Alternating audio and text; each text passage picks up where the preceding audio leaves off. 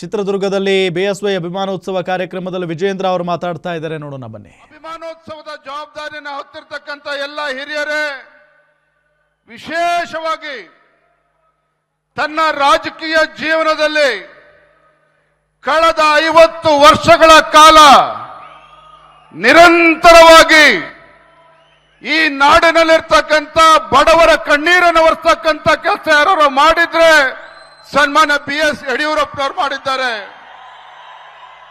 ಈ ನಾಡು ಕಂಡಂತ ಅಪ್ರತಿಮ ಹೋರಾಟಗಾರ, ರೈತ ನಾಯಕ, ಪೂಜ್ಯ ತಂದೆಯವರಾಗಿರ್ತಕ್ಕಂಥ ಸನ್ಮಾನ್ಯ ಶ್ರೀ BS ಯಡಿಯೂರಪ್ಪನವರೇ,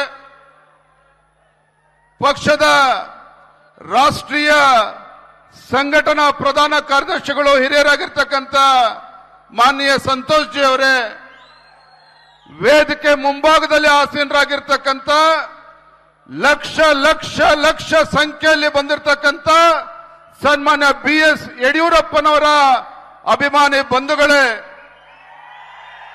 ಪತ್ರಿಕಾ ಹಾಗೂ ಮಾಧ್ಯಮದ ಸ್ನೇಹಿತರೆ, मान्य अमित शाह जी अभी भारत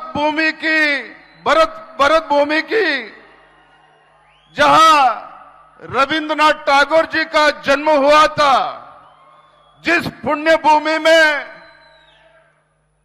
डॉक्टर श्यामा प्रसाद मुखर्जी का जन्म हुआ था, उस पुण्य भूमि में पिछले कुछ सालों से जो हिंदू राष्ट्र का विरोधी का एक सरकार चला रहा था, उस टीएमसी सरकार को फेंक कर निकाल के इस देश के नरेंद्र मोदी जी का नायकत्व में अमित शाह जी का जो चुनाव चाणक्य बोलते हैं देश में, अमित शाह जी के परिश्रम से और पश्चिम बंगाल के लाखों के हमारे कार्यकर्ता के परिश्रम से आज माननीय प्रधानमंत्री जी और अमित शाह जी देश के इतिहास में पहली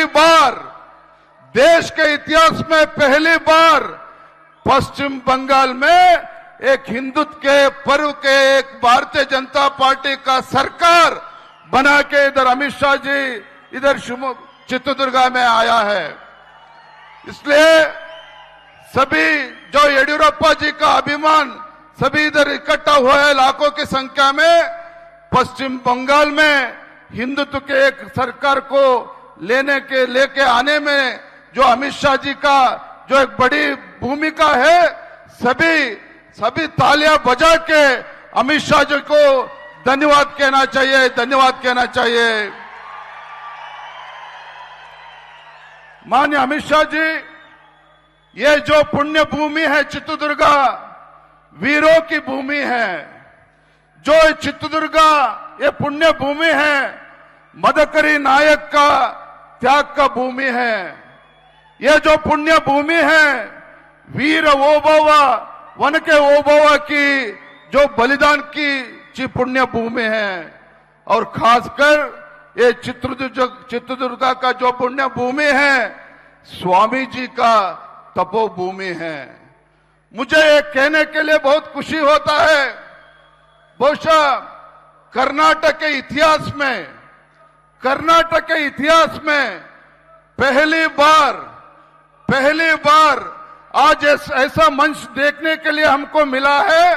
कर्नाटक के इतिहास में पहली बार सभी समाज के स्वामी जी, जगतगुरु, सभी मठाधीश इस एक मंच में कर्नाटक के इतिहास में पहली बार विराजमान हुआ है। सभी स्वामी जी, जगतगुरु, सभी का इच्छा था जो येडियुरप्पा जी पिछले 50 साल में जिस तरीके से कर्नाटक के किसानों का आंसू पहुंचने का काम किया है, येडियुरप्पा जी पिछले 50 साल में जिस तरीके से गरीबों का आंख बुझाने का काम किया है, इसलिए येडियुरप्पा जी मुख्यमंत्री स्थान पर उतरते हुए 6 साल हुआ है, लेकिन अभी भी कर्नाटक के लाखों की संख्या में अभी भी येडियुरप्पा जी को लीडर मानता है। इसलिए आज लाखों की संख्या में इस इकट्ठा हुआ है। मैं आप सभी की तरफ से हमारे गृह सचिव, हमारे नेता, हमारे अमित शाह जी का और एक इस अवसर पर आने के लिए और एक बार धन्यवाद कहते हुए, ಬಂಧುಗಳೇ, ಬಹಳ ಅಪರೂಪವಾಗಿರ್ತಕ್ಕಂಥ ಕ್ಷಣ ಇವತ್ತು ವೇದಿಕೆ ಮೇಲೆ ಈ ನಾಡಿನ ಎಲ್ಲ ಹರಗುರು ಜಗದ್ಗುರುಗಳು, ಹರಗುರು ಚರಮೂರ್ತಿಗಳು ಇವತ್ತು ಬಂದಿರತಕ್ಕಂಥದ್ದು ಒಂದೇ ಕಾರಣಕ್ಕೆ. ಏನು ಸನ್ಮಾನ BS ಯಡಿಯೂರಪ್ಪನವರು ತಮ್ಮ ಜೀವನದುದ್ದಕ್ಕೂ ಕೂಡ ಹೋರಾಟ, ಅಧಿಕಾರಕ್ಕೋಸ್ಕರ ಹೋರಾಟ ಅಲ್ಲ, ಅಧಿಕಾರಕ್ಕೋಸ್ಕರ ಹೋರಾಟ ಅಲ್ಲ. ಯಡಿಯೂರಪ್ಪನವರು ತಮ್ಮ ಜೀವನದುದ್ದಕ್ಕೂ ಸಹ ಪ್ರಾಮಾಣಿಕವಾಗಿ ಬಡವರ ಕಣ್ಣೀರನ್ನು ಒರೆಸ್ತಕ್ಕಂಥ ಕೆಲಸ ಮಾಡಿದ್ದಾರೆ, ರೈತರ ಧ್ವನಿಯಾಗಿ ಕೆಲಸ ಮಾಡಿದ್ದಾರೆ. ಅಷ್ಟೇ ಅಲ್ಲ, ನಾಡಿನ ಶೋಷಿತ ಪೀಡಿತ ಸಮುದಾಯಗಳ ಧ್ವನಿಯಾಗಿ ಅವರಿಗೆ ಆಸರೆ ಆಗ್ತಕ್ಕಂಥ ಕೆಲಸ ಸನ್ಮಾನ್ಯ BS ಯಡಿಯೂರಪ್ಪನವರು ಮಾಡಿದ್ದಾರೆ. ಬಹಳ ಜನ ಕೇಳ್ತಾ ಇದ್ರು, ಯಾತಕ್ಕೋಸ್ಕರ ಇವತ್ತು ಅಭಿಮಾನೋತ್ಸವನ ಮಾಡ್ತಾ ಇದ್ದೀವಿ, ರಾಜಕೀಯ ಕಾರಣಕ್ಕ ಅಂತೇಳಿ. ಬಂಧುಗಳೇ, ರಾಜಕೀಯ ಕಾರಣಕ್ಕೆ ಅಭಿಮಾನೋತ್ಸವನ ನಾವು ಮಾಡ್ತಾ ಇಲ್ಲ. ಇವತ್ತು ಕರ್ನಾಟಕ ರಾಜ್ಯದಲ್ಲಿ ಹೋರಾಟಕ್ಕೆ ಮತ್ತೊಂದು ಹೆಸರು ಸನ್ಮಾನ್ಯ BS ಯಡಿಯೂರಪ್ಪನವರು. ಕರ್ನಾಟಕ ರಾಜ್ಯದಲ್ಲಿ ಪರಿಶ್ರಮಕ್ಕೆ ಮತ್ತೊಂದು ಹೆಸರು ಸನ್ಮಾನ್ಯ BS ಯಡಿಯೂರಪ್ಪನವರು. ಬಂಧುಗಳೇ, ಕರ್ನಾಟಕದಲ್ಲಿ ತ್ಯಾಗಕ್ಕೆ ಮತ್ತೊಂದು ಹೆಸರು ಸನ್ಮಾನ್ಯ BS ಯಡಿಯೂರಪ್ಪನವರು. ಹಾಗಾಗಿ ಅಂತ ಒಬ್ಬ ಜನನಾಯಕ, ರೈತ ನಾಯಕ, ಮಹಾನ್ ನಾಯಕ, ನನ್ನಂತ ಅನೇಕ ಯುವ ರಾಜಕಾರಣಿಗಳಿಗೆ ನಮ್ಮೆಲ್ಲರಿಗೂ ಕೂಡ ಪ್ರೇರಣೆ. ಹಾಗಾಗಿ ಅಂತ ಒಬ್ಬ ಬಡವರ ಬಂಧು ಜನನಾಯಕನಿಗೆ ಇವತ್ತು ನಾಡಿನ ಮೂಲೆ ಮೂಲೆಗಳಿಂದ ಬಂದಿರತಕ್ಕಂಥ ಎಲ್ಲ ಅಭಿಮಾನಿಗಳ ಸಮಕ್ಷಮದಲ್ಲಿ ಅವರಿಗೆ ಅಭಿಮಾನೋತ್ಸವನ ಆಚರಣೆ ಮಾಡಬೇಕು ಅಂತೇಳಿ ತೀರ್ಮಾನ ಮಾಡಿ ಇವತ್ತು ಐತಿಹಾಸಿಕ ಕ್ಷಣದಲ್ಲಿ ನಾವೆಲ್ಲರೂ ಕೂಡ ಇದ್ದೇವೆ. ನಾ ಇಷ್ಟೇ ಸಂದರ್ಭದಲ್ಲಿ ಒಂದು ಮಾತನ್ನು ಹೇಳೋದಕ್ಕೆ ಇಚ್ಛಪಡ್ತೇನೆ. ಸನ್ಮಾನ್ಯ BS ಯಡಿಯೂರಪ್ಪನವರ ಹೋರಾಟಗಳನ್ನು ಹತ್ತಿರದಿಂದ ನಾನು ಕೂಡ ನೋಡ್ಕೊಂಡು ಬಂದಿದ್ದೇನೆ. ಸನ್ಮಾನ್ಯ BS ಯಡಿಯೂರಪ್ಪನವರ ರಾಜಕೀಯ ಏಳು ಬೀಳುಗಳನ್ನು ಕೂಡ ನಾನು ಬಹಳ ಹತ್ತಿರದಿಂದ ನೋಡ್ಕೊಂಡು ಬಂದಿದ್ದೇನೆ. ಯಡಿಯೂರಪ್ಪನವರು ತಮ್ಮ ಜೀವನದುದ್ದಕ್ಕೂ ಸಹ ಯಾವುದೇ ಸವಾಲುಗಳನ್ನ ಬಂದರೂ ಕೂಡ ಸವಾಲುಗಳಿಗೆ ಬೆನ್ನು ತೋರಿಸಿ ಓಡೋಗ್ತಕ್ಕಂಥ ಕೆಲಸ ಸನ್ಮಾನ್ಯ ಯಡಿಯೂರಪ್ಪನವರು ಮಾಡಲಿಲ್ಲ. ಏನೇ ರಾಜಕೀಯ ಷಡ್ಯಂತ್ರ ಸವಾಲುಗಳು ಬಂದರೂ ಸಹ ಯಡಿಯೂರಪ್ಪನವರು ಅದನ್ನೆಲ್ಲವನ್ನು ಕೂಡ ಧೈರ್ಯವಾಗಿ ಎದುರಿಸಿದ್ದಾರೆ. ಇವತ್ತು ವೇದಿಕೆ ಮೇಲೆ ಇವತ್ತು ಜಗದ್ಗುರುಗಳು, ಪರಮ ಪೂಜ್ಯ ಸ್ವಾಮೀಜಿಗಳು ಇದ್ದಾರೆ ಅಂತ ಹೇಳಿದ್ರೆ ಸನ್ಮಾನ್ಯ ಯಡಿಯೂರಪ್ಪನವರು. ಬಹುಶಃ ಯಾವುದೇ ಒಂದು ಸರ್ಕಾರಗಳು ಮಾಡದೇ ಇರತಕ್ಕಂತ ಒಂದು ನಾಡಿನ ಸೇವೆಯನ್ನ ಜಗದ್ಗುರುಗಳು, ಪರಮ ಪೂಜ್ಯ ಸ್ವಾಮೀಜಿಗಳು, ಮಠಮಾನ್ಯಗಳು ಮಾಡಿರ್ತಕ್ಕಂಥದ್ದು ನನಗೆ ಹೆಮ್ಮೆ ಇದೆ. ವೇದಿಕೆ ಮೇಲೆ ಇವತ್ತು ಆದಿಚುಂಚನಗಿರಿ ಶ್ರೀಗಳ ಆದಿಯಾಗಿ ಮಾದಾರ ಚೆನ್ನೈ ಎಲ್ಲ ಜಗದ್ಗುರುಗಳು, ಶ್ರಾವಣ ಬೆಳಗೊಳದ ಪರಮ ಪೂಜ್ಯ ಸ್ವಾಮೀಜಿಗಳು ಕೂಡ ಇದ್ದಾರೆ, ಎಲ್ಲ ಜಗದ್ಗುರು ಕೂಡ ಸ್ವಾಮೀಜಿಗಳು ಕೂಡ ಇದ್ದಾರೆ. ಎಲ್ಲ ಹೆಸರನ್ನ ಹೇಳೋದಕ್ಕೆ ಹೋಗೋದಿಲ್ಲ. ಕಾರಣ ಏನು? ಬಹುಶಃ ಕರ್ನಾಟಕದ ರಾಜ್ಯದ ಇತಿಹಾಸದಲ್ಲಿ ರೈತರ ಹೆಸರಿನಲ್ಲಿ ಪ್ರಮಾಣ ವಚನವನ್ನು ತೆಗೆದುಕೊಂಡು ರೈತರಿಗೆ ಪ್ರತ್ಯೇಕ ಬಜೆಟ್ ಅನ್ನ ಮಂಡನೆ ಮಾಡಿ ಯಾವ ಬಡವರ ಮನೆಯಲ್ಲಿ ಹುಟ್ಟಿರ್ತಕ್ಕಂಥ ಭಾಗ್ಯಲಕ್ಷ್ಮಿ ಅದು ಹೆಣ್ಣು ಮಗು ಶಾಪ ಅಲ್ಲ, ಅದು ಭಾಗ್ಯಲಕ್ಷ್ಮಿ ಅಂತೇಳಿ ಭಾಗ್ಯಲಕ್ಷ್ಮಿ ಕೊಟ್ಟಂತ ಯಡಿಯೂರಪ್ಪನವರು ರಾಜ್ಯದ ಮುಖ್ಯಮಂತ್ರಿಗಳಾಗಿದ್ದಾಗ ಈ ನಾಡಿನ ಎಲ್ಲ ಮಠಮಾನ್ಯಗಳಿಗೆ ಆರ್ಥಿಕ ಶಕ್ತಿಯನ್ನು ತುಂಬುವಂತ ಕೆಲಸ ಮಾಡಿದ್ದಾರೆ.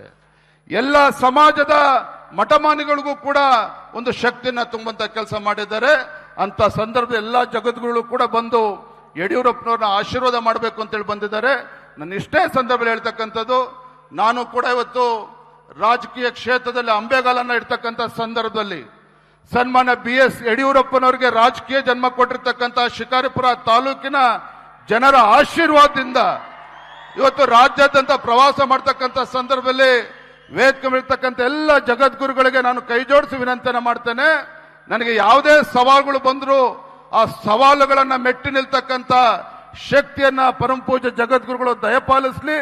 ತಮ್ಮ ಆಶಯದಂತೆ ಇವತ್ತು ಯಾವ ರೀತಿ ಅಭಿಮಾನಿಗಳು ಇವತ್ತು ಯಡಿಯೂರಪ್ಪನವ್ರ ಬಗ್ಗೆ ನಿರೀಕ್ಷೆನ ಅಪೇಕ್ಷೆನ ಇಟ್ಕೊಂಡಿದ್ದೀರಿ, ಯಡಿಯೂರಪ್ಪನವರು ಯಾವ ರೀತಿ ನಮ್ಮ ಕಾರ್ಯಕರ್ತರಿಗೆ ಗೌರವನ ಕೊಡ್ತಕ್ಕಂಥ ಕೆಲಸ ಮಾಡ್ತಾ ಇದ್ರು, ನಾನು ಕೂಡ BS ಯಡಿಯೂರಪ್ಪನವರ ಮಗ ಆಗಿ ತಮ್ಮೆಲ್ಲರ ಪ್ರೀತಿ ವಿಶ್ವಾಸವನ್ನ ಉಳಿಸ್ಕೊಂಡು ಹೋಗ್ತಕ್ಕಂಥ ಕೆಲಸವನ್ನ ನಾನು ಮಾಡ್ತೇನೆ ಅನ್ನೋ ಮಾತನ್ನ ಈ ಸಂದರ್ಭದಲ್ಲಿ ಹೇಳ್ತಾ ಮತ್ತೊಮ್ಮೆ ಮಾನ್ಯ ಗೃಹ ಸಚಿವರಿಗೆ, ಅಮಿತ್ ಶಾಜಿ ಅವರಿಗೆ, ವೇದಿಕೆಯಲ್ಲಿರ್ತಕ್ಕಂಥ ಪೂಜ್ಯ ತಂದೆಯವರು ಸನ್ಮಾನ್ಯ BS ಯಡಿಯೂರಪ್ಪನವರಿಗೆ ವಿಶೇಷವಾಗಿ ನಾನು ಪರಮ ಪೂಜ್ಯ ಜಗದ್ಗುರುಗಳಲ್ಲಿ ಮತ್ತೆ ಸ್ವಾಮೀಜಿಗಳಲ್ಲಿ ನಾನು ಕ್ಷಮೆಯನ್ನ ಕೇಳೋದಕ್ಕೆ ಇಚ್ಛೆ ಪಡ್ತೇನೆ. ಕಾರಣ ಏನು ಅಂತ ಹೇಳಿದ್ರೆ ಕೇವಲ 15 ದಿನದಲ್ಲಿ ಕಾರ್ಯಕ್ರಮ ಆಯೋಜನೆ ಮಾಡಿರ್ತಕ್ಕಂಥದ್ದು. माननीय अमित शाह जी, केवल 15 दिन में हम ये सभा आयोजन किया है. ಎಲ್ಲ 15 ದಿನದಲ್ಲಿ ಆಯೋಜನೆ ಮಾಡಿದ್ರು ಕೂಡ ಯಡಿಯೂರಪ್ಪನವರ ಬಗ್ಗೆ ವಿಶ್ವಾಸ ಇಟ್ಟು ಎಲ್ಲ ಜಗದ್ಗುರುಗಳು, ಪರಮ ಪೂಜ್ಯ ಸ್ವಾಮೀಜಿಗಳು ಎಲ್ಲರೂ ಕೂಡ ಬಂದಿದ್ದಾರೆ. ಎಲ್ಲ ಸ್ವಾಮೀಜಿಗಳು ಕೂಡ ಬಂದಿದ್ದಾರೆ. ಏನೇ ನ್ಯೂನ್ಯತೆಗಳು ಆಗಿದ್ರು ಕೂಡ ದಯವಿಟ್ಟು ಕ್ಷಮೆ ಇರಲಿ ಅನ್ನುವ ವಿನಂತಿಯನ್ನು ಮಾಡ್ತಾ ನನ್ನ ಮಾತುಗಳಿಗೆ ವಿರಾಮಗಳನ್ನು ಹೇಳ್ತಾ ಇದ್ದೇನೆ. ನಮಸ್ಕಾರ, ವಂದನೆಗಳು. ಜೈ ಹಿಂದ್, ಜೈ ಕರ್ನಾಟಕ.